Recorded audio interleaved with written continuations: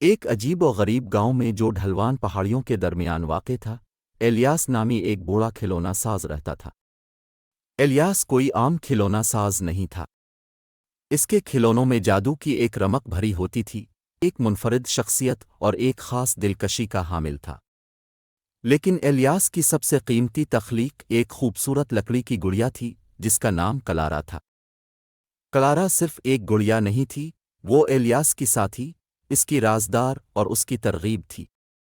اس نے اپنا دل اور روح کی تخلیق میں ڈالا، اسے بہترین لکڑی سے تراشا، اسے نازک ترین رنگوں سے پینٹ کیا اور اسے بہترین کپڑوں میں ملبوس کیا۔ کلارا صرف ایک کھلونا نہیں تھی، وہ ایک فن پارہ تھی۔ ایک دن عائشہ نامی ایک نوجوان لڑکی الیاس کی ورکشاپ میں گھومتی پھرتی آئی۔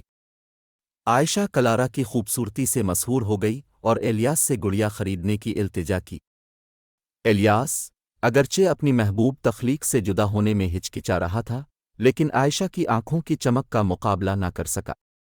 وہ جانتا تھا کہ کلارا عائشہ کی زندگی میں خوشی لائے گی اور یہی سب سے اہم تھا۔ عائشہ کلارا کو گھر لے گئی اور دونوں لازم و ملزوم بن گئے۔ کلارا عائشہ کی بہترین دوست، اس کی رازدار اور اس کے تمام مہم جوئی میں اس کی ساتھی تھی۔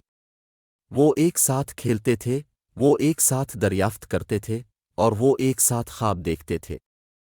کلارا صرف ایک گڑیا نہیں تھی، وہ عائشہ کی ساتھی، اس کی دوست اور اس کے دل کی سچی خواہش تھی۔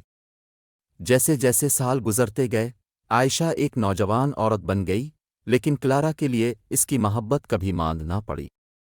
کلارا اس کی مستقل ساتھی رہی، اس کے بچپن کی معصومیت اور اس جادو کی یاد دہانی جو ابھی تک دنیا میں موجود تھا۔